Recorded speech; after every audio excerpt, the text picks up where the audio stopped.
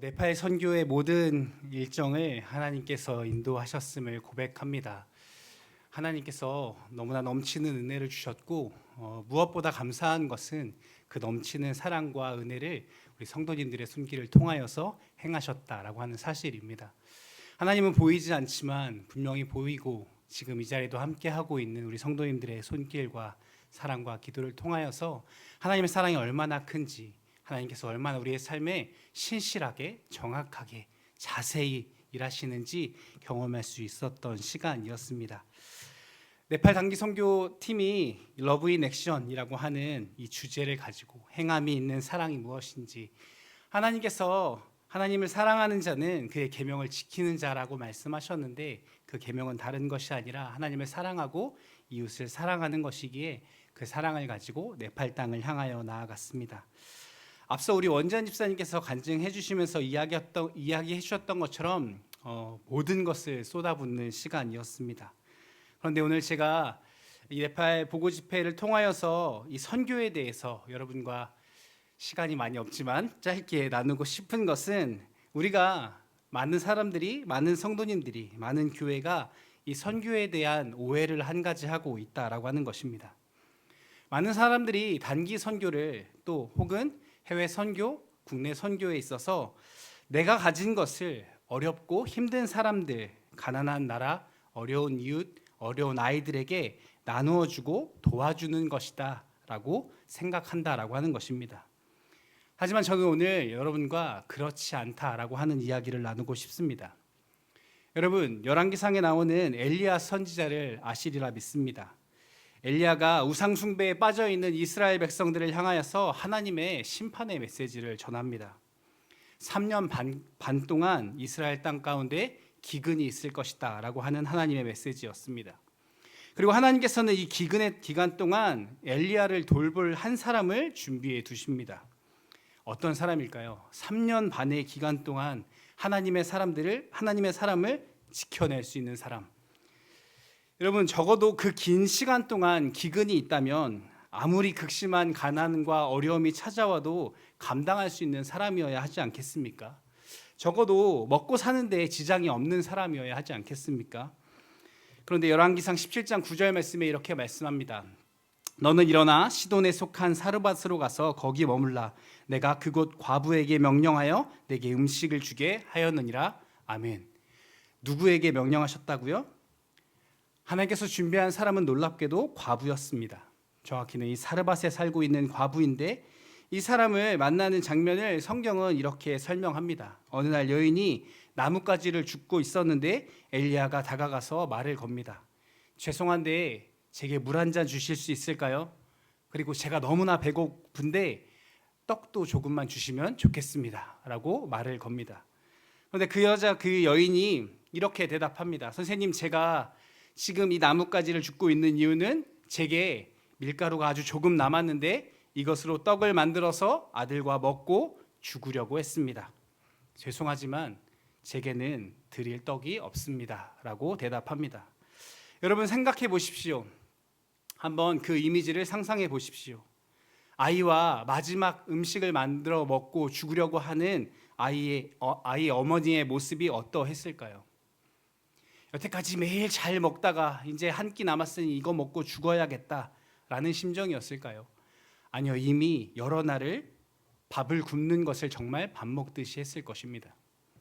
피골이 상접하고 누가 보아도 힘들고 지친 모습이었을 겁니다. 하나님의 사람이라면, 선지자라면 이 여인의 이야기를 듣고 이렇게 반응해야 할 겁니다. 아이고, 죄송해요. 제가 그런 사정도 모르고 실례했습니다 라고, 오히려 반대로 그러면 제가 무엇을 도와드릴까요? 제가 도와드릴 건 없을까요? 제가 가진 것은 없으니 베드로처럼 제가 기도라도 해드릴까요? 라고 말하는 것이 당연하지 않겠습니까?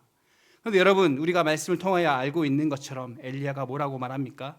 아, 그러셨군요. 그러면 그 마지막 떡 만들어서 제게 주십시오. 일단 저부터 먹을게요 라고 대답합니다. 어이가 없죠. 상식적이지 않습니다. 어떻게 보면 비인격적이고 비신앙적인 것 같아 보입니다. 여러분, 왜 이렇게 하는 것일까요? 여러분, 그 이유는 너무나 명확합니다. 여러분, 이 여인이 이 밀가루를 가지고 떡을 만들어서 먹고 나면 어떻게 되어집니까? 그 결과는 죽음뿐입니다. 자신뿐만 아니라 그 아들도 죽게 되어지는 것입니다. 그런데 그 밀가루를 엘리야에게 떡을 만들어 가져다 주면 여인도 죽지 않고 아들도 죽지 않고 엘리야도 죽지 않게 되는 것입니다.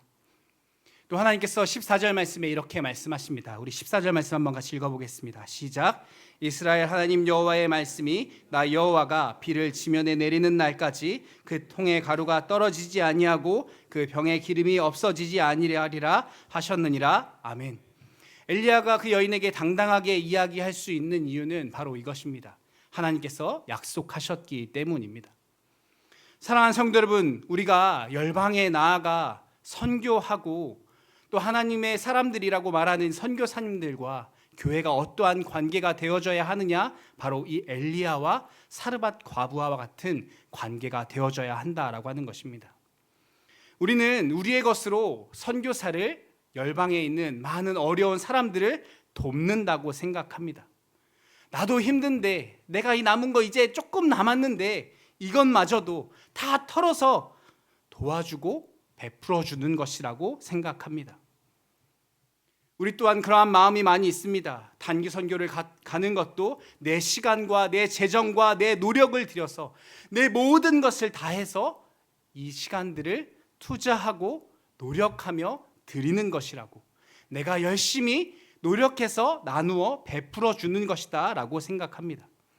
하지만 성경은 우리에게 반대라고 말합니다. 오히려 그들이 우리를 돕는 것입니다. 우리가 선교사님을 도와준다라고 우리는 생각하지만 반대로 사르밧 과부와 엘리야의 모습처럼 반대로 그들이 우리를 도와주고 있는 것입니다. 사르밧 과부와 같이 우리가 가지고 있는 것, 내가 가진 것, 내가 다 가지고 내가 먹으면 더 풍요해지고 더 잘 살아지고 더 많은 것이 남는 것이 아니라 결국 망하고 죽게 되어지는 것입니다. 교회가 가진 것으로 탐욕을 부리고 우리의 필요들을 많이 채우고 교회 안에 더 많은 것들이 필요하다며 축적하고 채우다 보면 성장하고 부흥하고 늘어나는 것이 아니라 교회와 공동체는 결국 끝을 향해 달려가게 되는 것입니다. 그러나 반대로 우리의 쓸 것을 포기하고 우리가 가질 것을 내려놓고 하나님의 일에, 하나님의 선교에, 하나님의 나라에 우리가 흘려보내고 나누어 베풀기 시작하면 그것은 결국 우리에게 생명이 되고 소망이 되고 하나님의 능력이 되는 것입니다. 하나님은 그 일을 통하여서 하나님의 나라가 확장되고 하나님의 일하심과 하나님의 능력과 하나님의 사랑을 우리에게 경험시키시는 놀라운 기회로 사용하시더라고 하는 것입니다. 사랑하는 성도 여러분, 하나님의 나라는 심어야 거두는 것입니다. 하나님은 심지 않은 데서 거두고 해치지 않은 데서 모으시는 분이 아니십니다. 우리의 마지막 밀가루를 내어드리는 헌신과 희생 안에서 하나님의 나라가 자라가는 것입니다. 그것을 우리가 나누고 베푸는 것이 아니라 오히려 우리를 살리기 위한 하나님의 열심이다라고 하는 것입니다. 여러분, 하나님의 선교가 어떻게 이루어집니까?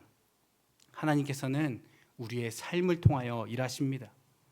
선교는 저 열방에 있는, 저 네팔 땅에 있는 가난하고 어려운 그 친구를 도와주는 일이 아니라 오늘 나를, 강북 우리 교회를 살리는 일이다라고 하는 것입니다. 여러분, 사르밧 과부의 모습처럼 이번 단기 선교에 함께한 저와 26명의 팀원들 모두 각자의 삶을 돌아보면 쉬운 사람이 한 명도 없었습니다. 수많은 청년들이 이 선교를 위하여 밤낮으로 수고하고 알바하기도 하고 눈물 흘려 기도하기도 하고 또 집사님들과 함께 시간과 정성과 물질을 쏟아 부었습니다.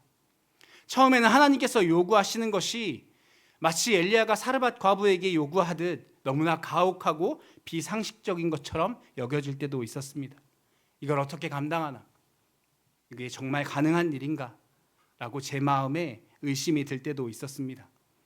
하지만 하나님께서 엘리야에게 까마귀를 보내셔서 먹이시고 또 로뎀 나무에서 그를 위로하셨던 것처럼 우리 성도님들의 후원과 기도와 끊임없는 격려로 우리가 기대했던 것보다 더 많은 것들을 채우고 남은 것으로 그 땅 가운데 나아갈 수 있었습니다.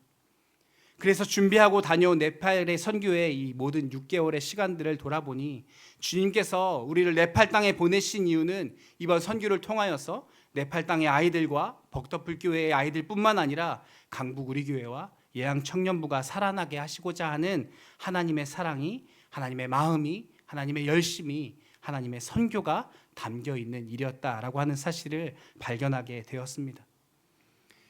그래서 너무나 감사하고 우리가 이것들을 잊지 않았으면 좋겠습니다. 우리를 살리는 선교, 우리를 위하여 선교하시는 하나님의 그 열심이 오늘 우리에게 함께 있다라고 하는 사실 말입니다. 마지막으로 선교지에서 나누었던 우리 청년들과 집사님들과 선교지에서 나누었던 제 마음을 우리 성도님들과도 함께 나누고 말씀을 맺기 원합니다.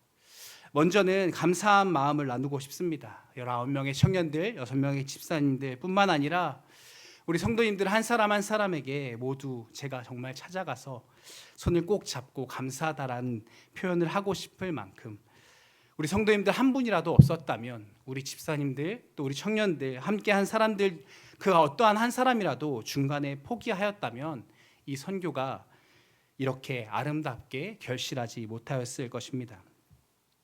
분명 우리 성도님들의 기도가 없었다면 우리는 실패했을 것이고 우리는 분열했을 것이고 그 땅에서 싸우고 다투고 그 무엇 하나 얻지 못하고 하나님의 은혜와 사랑을 발견하지 못한 채 그저 폐잔병처럼 돌아왔을 것입니다.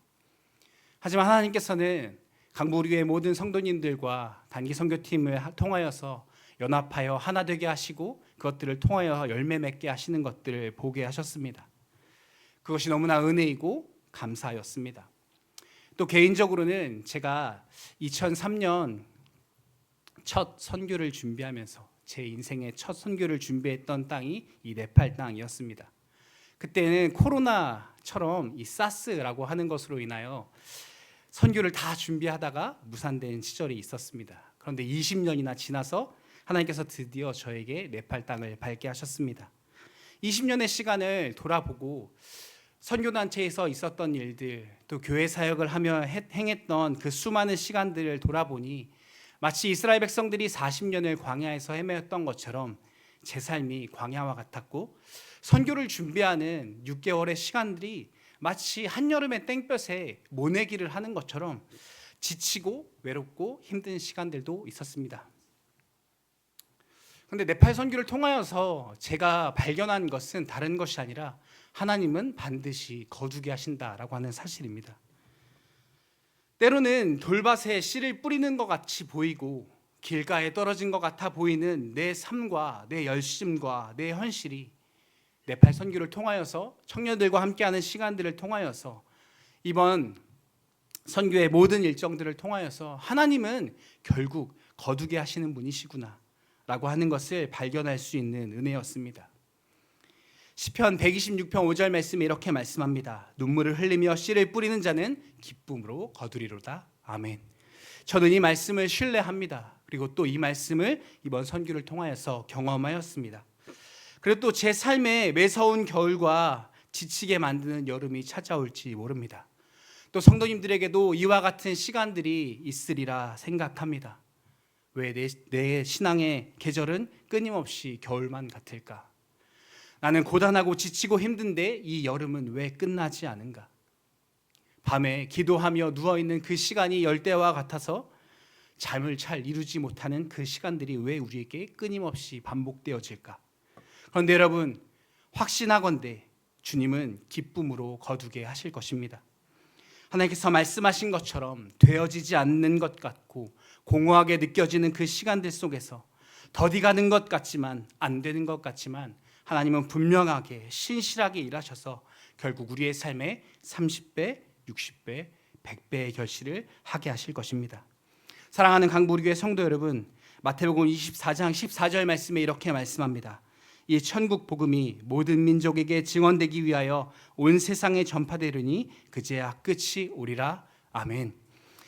사랑하는 성도 여러분, 주님 다시 오시는 날까지 모든 민족에게 복음을 전하는, 우리에게 하나님의 복음을 전하라고 말씀하시는 이 귀한 부르심에 우리 모두가 강북 우리 교회가 하나 되어서 끊임없이 전진해 나아가 하나님께서 우리에게 기쁨으로 거두시게 하는 것 풍성하게 거두어서 하나님께 나아가 잘하였다 칭찬받는 우리 모두 되어지기를 예수님의 이름으로 축복합니다.